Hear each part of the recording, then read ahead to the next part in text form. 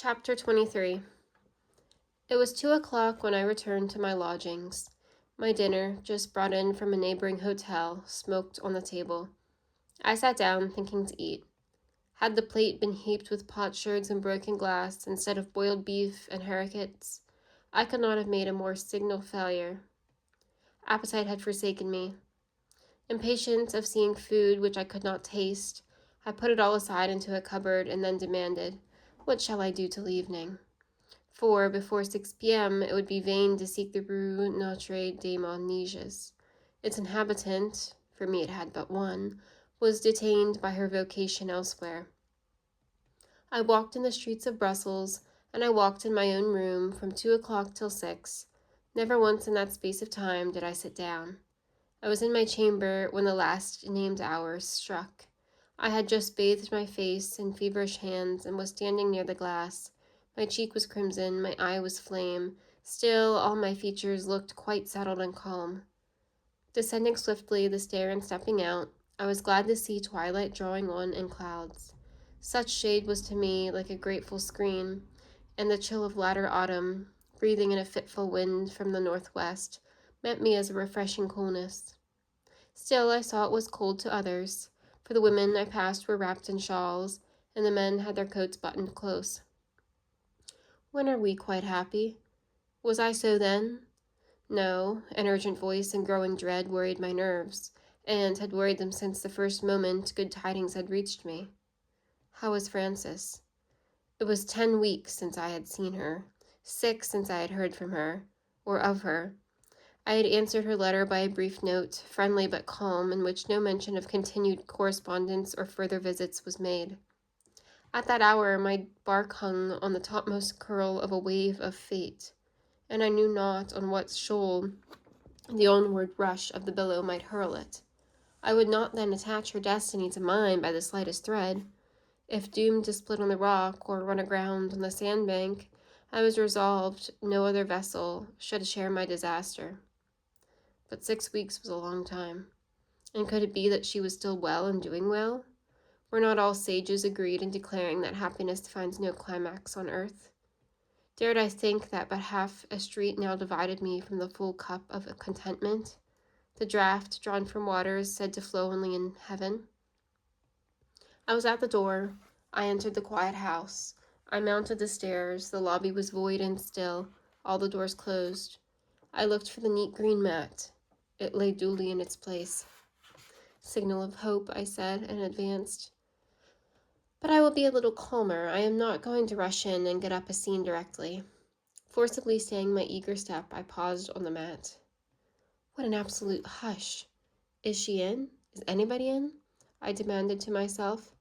A little tinkle, as of cinders falling from a grate, replied. Of movement, a fire, was gently stirred, and the slight rustle of life continuing. A step paced equably backwards and forwards in the apartment. Fascinated, I stood, more fixedly fascinated when a voice rewarded the attention of my strained ear. So low, so self-addressed.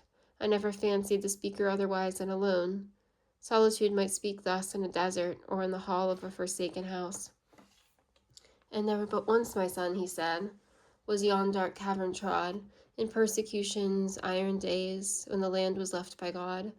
From Bewley's bog with slaughter red, a wanderer hither drew." And oft he stopped and turned his head, as by fits the night winds blew. For trampling round by Cheviot edge were heard the troopers keen, and frequent from the Whitelaw ridge the death shot flashed between. The old Scotch ballad was partly recited, then dropped. A pause ensued. Then another strain followed in French, of which the purport translated ran as follows. I gave at first attention close, then interest warm ensued. From interest as improvement rose, succeeded gratitude. Obedience was no effort soon, and labor was no pain. If tired, a word, a glance alone would give me strength again. From others of the studious band, ere long he singled me, but only by more close demand and sterner urgency.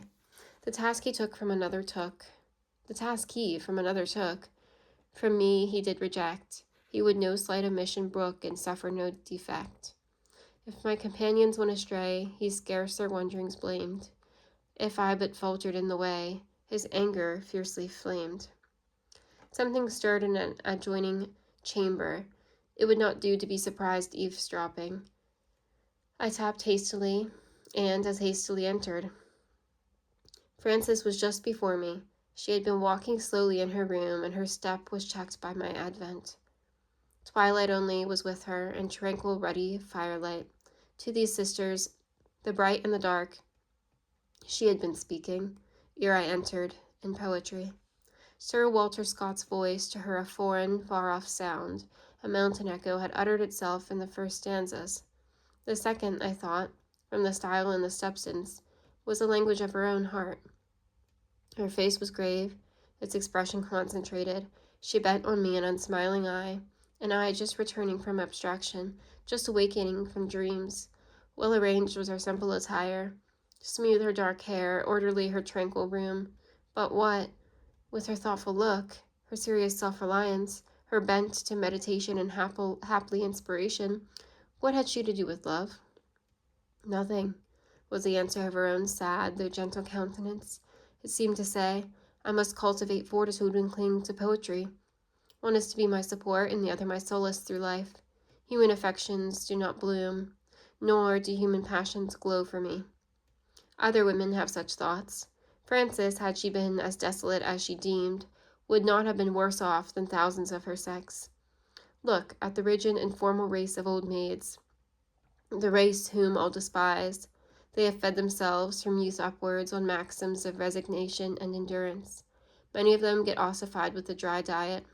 Self-control is so continually their thought, so perpetually their object, that at last it absorbs the softer and more agreeable qualities of their nature, and they die mere models of austerity, fashioned out of a little parchment and much bone. Anatomists will tell you that there is a heart in the withered old maid's carcass, the same as in that of any cherished wife or proud mother in the land. Can this be so? I really don't know, but I feel inclined to doubt it. I came forward, bade Frances good evening, and took my seat. The chair I had chosen was one she had probably just left. It stood by a little table where were her open desk and drawers.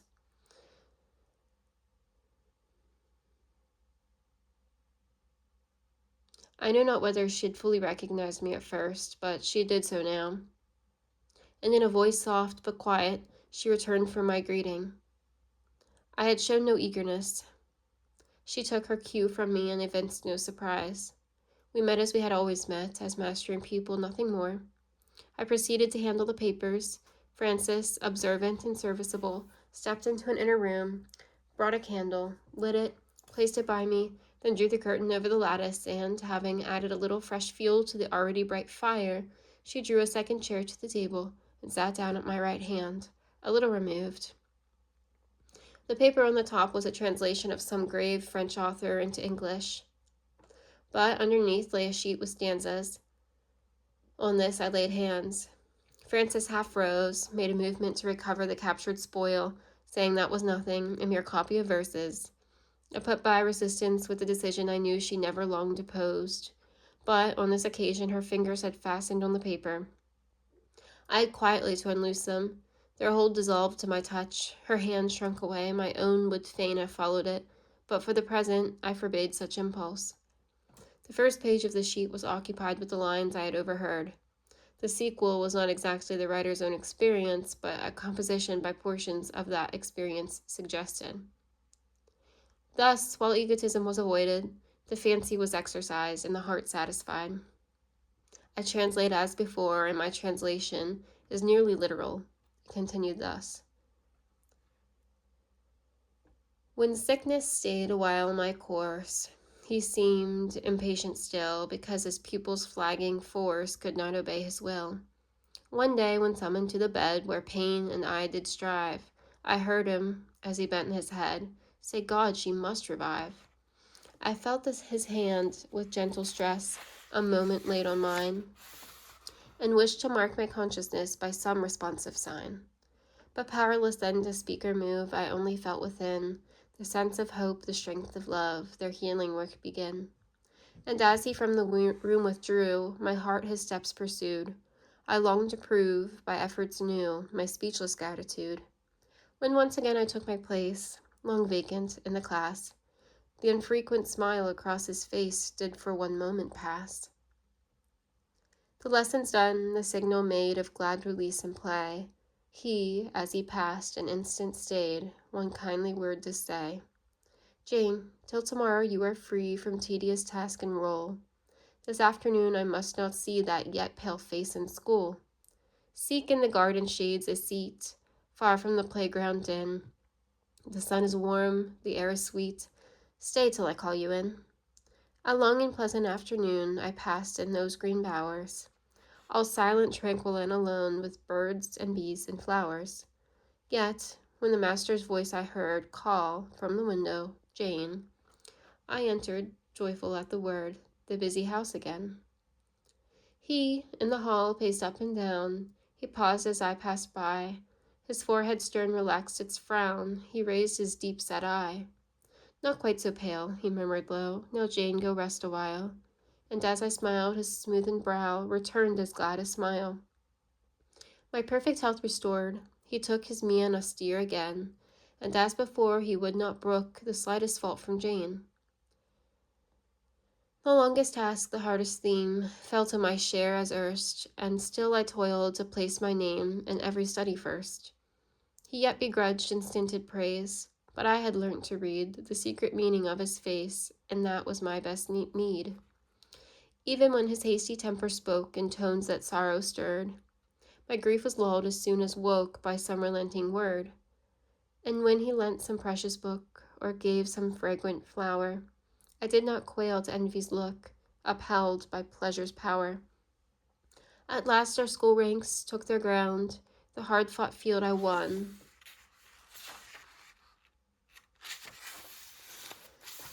The prize, a laurel wreath, was bound, my throbbing forehead on. Lo, at my master's knee I bent, the offered crown to meet. Its green leaves through my temple sent a thrill as wild as sweet. The strong pulse of ambition struck, in every vein I owned. At the same instant, bleeding broke, a secret inward wound. The hour of triumph was to me the hour of sorrow sore. A day hence I must cross the sea, never to recross it more. An hour hence in my master's room, I with him sat alone, and told him what a dreary gloom o'er joy had parting thrown. He little said, the time was brief, the ship was soon to sail, and while I sobbed in bitter grief, my master but looked pale. They called in haste, he bade me go, that snatched me back again. He held me fast and murmured low, why will they part us, Jane? Were you not happy in my care? Did I not prove faithful? Did I not faithful prove? Will others to my darling bear as true, as deep a love? O God, watch over my foster child. O guard her gentle head. When minds are high and tempests wild, protection round her spread. They call again, leave then my breast, quit that true shelter, Jane. But when deceived, repulsed, oppressed, come home to me again. I read, then dreamily made marks on the margin with my pencil, thinking all the while of other things, thinking that Jane was now at my side, no child, but a girl of 19, and she might be mine, so my heart affirmed. Poverty's curse was taken off me. Envy and jealousy were far away, and unapprised of this our quiet meeting, the frost of the master's manner might melt. I felt the thaw coming fast, whether I could or not. No further need for the eye to practice a hard look, for the brow to compress its expense into a stern fold. It was now permitted to suffer the outward revelation of the inward glow, to seek, demand, elicit an answering ardor. While musing thus, I thought that the grass on Hermon never drank the fresh dews of sunset more gratefully than my feelings drank the bliss of this hour. Frances rose as if restless. She passed before me to stir the fire, which did not want stirring. She lifted and put down the little ornaments on the mantelpiece. Her dress waved within a yard of me, slight, straight, and elegant. She stood erect on the hearth. There are impulses we can control, but there are others which control us. because they attain us with a tiger leap, and are our masters ere we have seen them. Perhaps, though, such impulses are seldom altogether bad. Perhaps reason, by a process as brief as quiet, a process that is finished ere felt, has ascertained the sanity of the deed instinct meditates, and feels justified in remaining passive while it is performed. I know I did not reason, I did not plan or intend, yet, whereas one moment I was sitting solus on the chair near the table, the next I held Frances on my knee, placed there with sharpness and decision, and retained with exceeding tenacity. "Monsieur!" cried Frances, and she was still. Not another word escaped her lips. Sorely confounded she seemed during the lapse of the first few moments, but the amazement soon subsided. Terror did not succeed, nor fury. After all, she was only a little nearer than she had ever been before, to one she habitually respected and trusted. Embarrassment might have impelled her to contend, but self-respect checked resistance where resistance was useless. "Frances, how much regard have you for me?" was my demand. No answer. The situation was yet too new and surprising to permit speech. On this consideration, I compelled myself for some seconds to tolerate her silence, though impatient of it. Presently, I repeated the same question, probably not in the calmest of tones. She looked at me. My face, doubtless, was no model of composure, my eyes no still wells of tranquillity. "Do speak," I urged.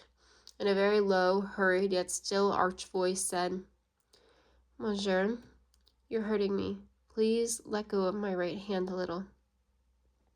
In truth, I became aware that I was holding the said right hand in a somewhat ruthless grasp. I did as desired, and for the third time asked more gently, "Frances, how much regard have you for me?" "My master, I have much of it," was the truthful rejoinder. "Frances, have you enough to give yourself to me as my wife, to accept me as your husband?" I felt the agitation of her heart. I saw the purple light of love cast its glowing reflection on cheeks, temples, neck. I desired to consult the eye, but sheltering lash and lid forbade. "Monsieur," said the soft voice at last. "Monsieur, he wants to know if I consent, if I want to marry him?" "That's exactly it." "Monsieur, will he be as good a husband as he was a master?" "I will try, Frances." A pause, then with a new yet still subdued inflection of the voice, an inflection which provoked while it pleased me, accompanied too by a smile both subtle and shy, in perfect harmony with the tone. "That is to say, the gentleman will always be a bit stubborn, demanding, and strong-willed?" "Have I been so, Frances?" "But yes, you know that very well." "Have I been nothing else?" "Well, yes, you were my best friend." "And what, Frances, are you to me?" "Your devoted student who loves you with all your heart, with all my heart." "Will my pupil consent to pass her life with me? Speak English now, Frances." Some moments ran thus. Some moments were taken for reflection, and the answer pronounced slowly ran thus. "You have always made me happy. I like to hear you speak. I like to see you. I like to be near you. I believe you are very good and very superior. I know you are stern to those who are careless and idle, but you are kind, very kind, to the attentive and industrious, even if they are not clever. Master, I should be glad to live with you always." And she made a sort of movement as if she would have clung to me, but restraining herself, she only added with earnest emphasis, "Master, I consent to pass my life with you." "Very well, Frances." I drew her a little nearer to my heart. I took a first kiss from her lips, thereby sealing the compact now framed between us. Afterwards, she and I were silent, nor was our silence brief. Frances's thoughts during this interval I know not, nor did I attempt to guess them. I was not occupied in searching her countenance, nor in otherwise troubling her composure. The peace I felt, I wished her to feel. My arm, it is true, still detained her, but with a restraint that was gentle enough, so long as no opposition tightened it. My gaze was on the red fire. My heart was measuring its own content. It sounded and found the depths fathomless. Monsieur, at last said my quiet companion, as stirless in her happiness as a mouse in its terror. Even now, in speaking, she scarcely lifted her head. Well, Francis, I like unexaggerated intercourse. It is not my way to overpower with amorous epithets, any more than to worry with selfishly importunate caresses. Monsieur, you are a reasonable man, aren't you? Yes, especially when I am requested to be so in English. But why do you ask me? You see nothing vehement or obtrusive in my manner. Am I not tranquil enough? That is not it, began Francis. English, I reminded her. Well, monsieur, I wished merely to say that I should like, of course, to retain my employment of teaching. You will teach still, I suppose, monsieur? Oh, yes. It is all I have to depend on. Good. Thus we shall have both the same profession. I like that. And my efforts to get on will be as unrestrained as yours. Will they not, monsieur? You are laying plans to be independent of me, said I. Yes, monsieur. I must be no encumbrance to you, no burden in any way. But, Francis, I have not yet told you what my prospects are. I have left Monsieur Palais, and after nearly a month's seeking, I have got another place, with a salary of 3,000 francs a year, which I can easily double by a little additional exertion. Thus, you see, it would be useless for you to fag yourself by going out to give lessons. On 6,000 francs, you and I can live, and live well. Francis seemed to consider. There is something flattering to man's strength, something consonant to his honorable pride in the idea of becoming the providence of what he loves, feeding and clothing it, as God does the lilies of the field. So, to decide her resolution, I went on. Life has been painful and laborious enough to you so far, Francis. You require complete rest. Your 1,200 francs would not form a very important addition to our income. And what sacrifice of comfort to earn it? Relinquish your labors. You must be weary, and let me have the happiness of giving you rest. I am not sure whether Frances had accorded due attention to my harangue. Instead of answering me with her usual respectful promptitude, she only sighed and said, "How rich you are, monsieur." And then she stirred uneasy in my arms. 3,000 francs, she murmured. Why, while I only get 1,200. She went on faster. However, it must be so for the present, and, monsieur, were you not saying something about my giving up my place? Oh no, I shall hold it fast, and her little fingers emphatically tightened on mine. Think of my marrying you to be kept by you, monsieur. I could not do it, and how dull my days would be. You would be away teaching in close, noisy schoolrooms from morning till evening, and I should be lingering at home, unemployed and solitary. I should get depressed and sullen, and you would soon tire of me. Francis, you could read and study, 2 things you like so well. Monsieur, I could not. I like a contemplative life, but I like an active life better. I must act in some way and act with you. I have taken notice, monsieur, that people who are only in each other's company for amusement never really like each other so well, or esteem each other so highly, as those who work together and perhaps suffer together. You speak God's truth, said I at last, and you shall have your own way, for it is the best way. Now, as a reward for such ready consent, give me a voluntary kiss. After some hesitation, natural to a novice in the art of kissing, she brought her lips into very shy and gentle contact with my forehead. I took the small gift as a loan and repaid it promptly and with generous interest. I know not whether Frances was really much altered since the time I first saw her, but as I looked at her now, I felt that she was singularly changed for me. The sad eye, the pale cheek, the dejected and joyless countenance I remembered as her early attributes were quite gone, and now I saw a face dressed in graces. Smile, dimple, and rosy tint rounded its contours and brightened its hues. I had been accustomed to nurse a flattering idea that my strong attachment to her proved some particular perspicacity in my nature. She was not handsome. She was not rich. She was not even accomplished, yet she was my life's treasure. I must then be a man of peculiar discernment. Tonight my eyes opened on the mistake I had made.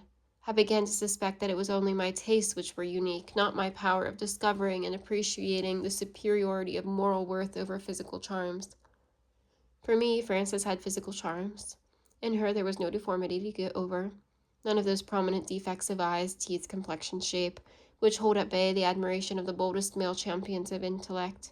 For women can love a downright ugly man, if he be but talented. Had she been either Edente, myope, rugueuse, or both, my feelings towards her might still have been kindly, but they could never have been impassioned. I had affection for the poor little misshapen Sylvie, but for her I could never have had love. It is true Frances's mental points had been the first to interest me, and they still retained the strongest hold on my preference, but I liked the graces of her person too. I derived a pleasure, purely material, from contemplating the clearness of her brown eyes, the fairness of her fine skin, the purity of her well-set teeth, the proportion of her delicate form, and that pleasure I could ill have dispensed with. It appeared then that I was, too, a sensualist in my temperate and fastidious way. Now, reader, during the last 2 pages I have been giving you honey fresh from flowers, but you must not live entirely on food so luscious. Taste then a little gall, just a drop, by the way of change. At a somewhat late hour, I returned to my lodgings, having temporarily forgotten that that man had any such coarse cares as those of eating and drinking. I went to bed fasting. I had been excited and in action all day, and had tasted no food since 8 that morning. Besides, for a fortnight past, I had known no rest either of body or mind. The last few hours had been a sweet delirium. It would not subside now. Until long after midnight, broke with troubled ecstasy the rest I so much needed. At last I dozed, but not for long. It wasn't yet quite dark when I woke, and my waking was like that of Job when a spirit passed before his face, and like him, the hair of my flesh stood up. I might continue the parallel, for, in truth, though I saw nothing, yet a thing was secretly brought unto me, and mine ear received a little thereof. There was a silence, and I heard a voice saying in the midst of life, "We are in death." That sound and the sensation of chill anguish accompanying it, many would have regarded as supernatural, but I recognized it at once as the effect of reaction. Man is ever clogged with his mortality, and it was my mortal nature which now faltered and planed. My nerves, which jarred and gave a false sound, because the soul of late rushing headlong to an aim had overstrained the body's comparative weakness. A horror of great darkness fell upon me. I felt my chamber invaded by one I had known formerly, but had thought for ever departed. I was temporarily a prey to hypochondria. She had been my acquaintance, nay, my guest, once before in boyhood. I had entertained her at bed and board for a year. For that space of time I had her to myself in secret. She lay with me, she ate with me, she walked out with me, showing me nooks and woods, hollows and hills, where we could sit together and where she could drop her drear veil over me, and so hide sky and sun, grass and green tree, taking me entirely to her death-cold bosom and holding me with arms of bone. What tales she would tell me at such hours, what songs she would recite in my ears, how she would discourse me too of her own country, the grave, and again, promised to conduct me there before long, and, drawing me to the very brink of a black, sullen river, show me on the other side shores unequal with mound, monument, and tablet, standing up in a glimmer more hoary than moonlight. "Necropolis," she would whisper, pointing to the pale piles, and add, "It contains a mansion prepared for you." But my boyhood was lonely, parentless, uncheered by brother or sister, and there was no marvel that, just as I rose to my youth, a sorceress, finding me lost in vague mental wanderings with many affections and few objects, glowing aspirations and gloomy prospects, strong desires and slender hopes, should lift up her elusive lamp to me in the distance and lure me to her vaulted home of horrors. No wonder her spells then had power. But now, when my course was widening, my prospect brightening, when my affection had found a rest, when my desires, folding wings, weary with long flight, had just alighted on the very lap of fruition, and nestled there warm, content, under the caress of a soft hand, Why did hypochondriac cost me now? I repulsed her as one would a dreaded and ghastly concubine coming to embitter a husband's heart toward his young bride. In vain she kept her sway over me for that night and the next day, and 8 succeeding days. Afterwards, my spirits began slowly to recover their tone, my appetite returned, and in a fortnight I was well. I had gone about as usual all the time, and had said nothing to anybody of what I felt, but I was glad when the evil spirit departed from me, and I could again seek Frances, and sit at her side, freed from the dreadful tyranny of my demon.